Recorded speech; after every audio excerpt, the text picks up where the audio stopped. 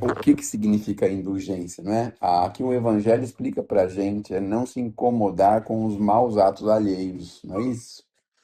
E a gente tem tanta dificuldade porque normalmente a gente tem assim julgamentos preconcebidos, a gente faz julgamentos e não tem essa sensação, esse sentimento de dizer o seguinte: cada um vai responder por si. A gente fica incomodado com a deficiência, a dificuldade, o erro do outro, mas a gente sempre esquece que cada um vai responder por si. É claro que esse incômodo, às vezes, tem aquele sentimento de querer que o outro acerte. É um filho da gente que a gente vê bater na cabeça, a gente fica chateado, aborrecido, né? Mas a gente fica isso por quê? Porque a gente quer que ele acerte, que ele não fique batendo, rodando em círculos, não é como normalmente acontece. Mas, às vezes, a gente também se pergunta assim, não é? Algumas pessoas se perguntam, meu Deus do céu, a gente vê pessoas que são tão assim, não é? Não tem escrúpulo. O Gilson falou do ímpio, mas aquela pessoa que não tem escrúpulo. A gente viu aí semana passada aquele problema que teve, não é? As pessoas enfrentam a autoridade com armas pesadas, com coisas pesadas, tem escrúpulo. Por que que Deus permite isso, né? Vamos dizer assim, não é? Aí vem o sentimento de indulgência, dizer, cada um vai responder por si, mas espera um pouco, essas pessoas prejudicam muitas outras pessoas, criam muitos problemas para as outras pessoas. E como é que a gente se relaciona com essa questão, com esse problema, não é? E o Evangelho fala para a gente dessa indulgência, quer dizer, a gente sabe que cada um vai responder por si. O São Luís tem duas perguntas aí no Evangelho segundo o Espiritismo, que se a gente tem que divulgar, né, o problema do outro, a dificuldade do outro, ele fala, olha, só se isso incomodar um grande número de pessoas. Se incomodar só ele mesmo, a gente tem que entender que o problema é dele, né? Agora, se ele incomoda outras pessoas com aquele defeito dele, ele tem que ser divulgado, ele tem que ser todo mundo tem que saber que ele tem esse problema para evitar que outras pessoas caiam nessa dificuldade que ele tem, nesse problema, nesse crime, nessa dificuldade que ele vive, né? Então, a indulgência, ainda aqui na Terra, é muito difícil para nós, porque a gente vê muitas situações pelas quais a gente fica nesse fato, né?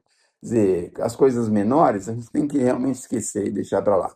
Às vezes a gente vê defeitos, por exemplo, em familiares nossos, nossos netos, por exemplo. Eu tenho alguns netos e de vez em quando a gente pensa assim, ah, mas ele tem esse defeito, tá? Mas incomoda só ele? É, só incomoda ele, a gente sabe que só incomoda ele, né? E aí vem a indulgência, quer dizer, não se incomodar com esse defeito que ele tem. Agora, isso a gente fica martelando na cabeça o tempo todo, né? Devemos se incomodar ou não se incomodar? Como que é, né? O Evangelho fala, todo mundo tem o seu momento, todo mundo tem a sua hora. Então, no caso desses nossos irmãos que estão usando aí até Bombril, não é? Como que fica esse caso, né? Eu acho que a pessoa vai chegar no momento que a gente não sabe qual é, pode nem ser nessa vida, pode demorar duas, três, quatro encarnação, que ela vai olhar para trás e vai dizer assim, meu Deus do céu, que tempo que eu perdi, como eu poderia ter ido em outra direção, porque muitos desses, apesar da dificuldade, da pobreza, da diferença, foram encaminhados para a escola estava lá à disposição, foram em entidades como essas nossas que nós temos, de querer encaminhar o jovem, de querer colocar ele num trabalho, colocar ele numa diretriz segura, né? A maioria passou por isso. Aí ele olha para trás e fala: Meu Deus do céu, eu joguei tantas oportunidades para fora, né? Joguei fora tantas oportunidades. Mas é a tal coisa, cada um tem o seu momento.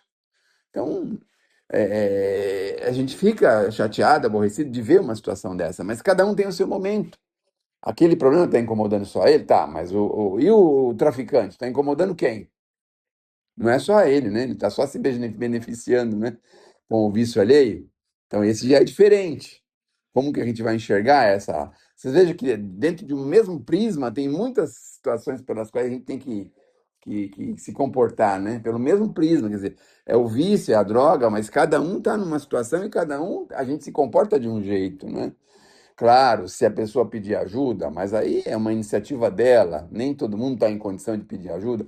Muitos desses nem sabem que estão se prejudicando.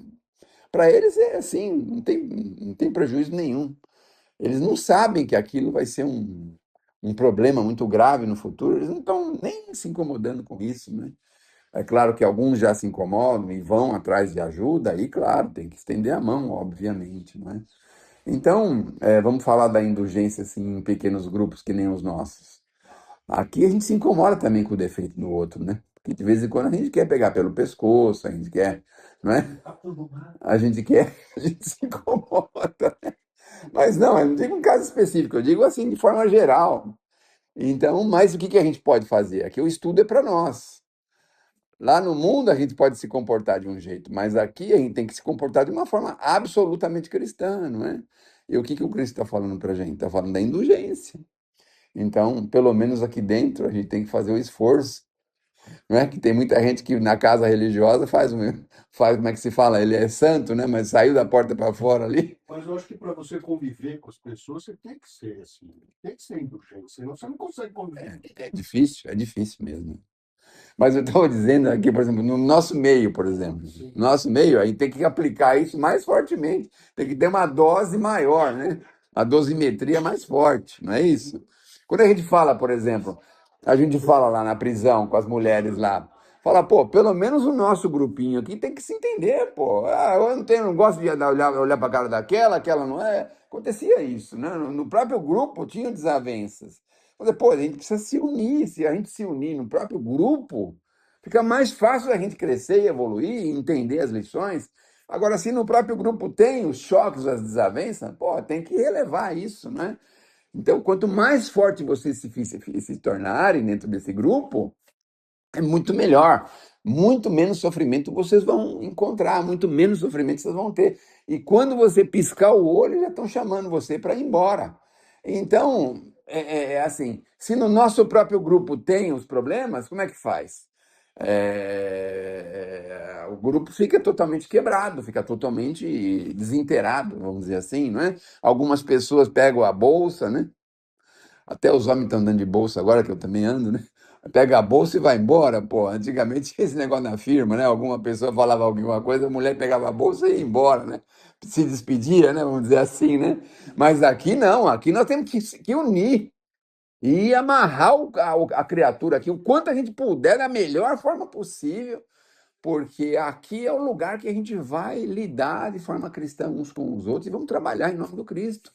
Então, eu me lembro uns anos atrás aqui na casa, acho que vocês se lembram, que colocava a fotografia do meliante na porta lá e ele não podia nem entrar na casa. Vocês lembram disso? É, sua família teve esse problema aqui, viu? Colocaram a foto deles lá na frente, lá, e não podia. Você lembra disso, Geraldo? Acho que não é desse tempo. Você lembra disso, Geraldo? Uma pessoa aqui sim, mas não da família. Da família dele, sim. O Miguel Pereira uma vez ficou proibido de entrar aqui. Ficou proibido. Colocaram fotos e não sei o quê. Uma época, vamos dizer assim, das trevas, né? Que o povo fazia isso.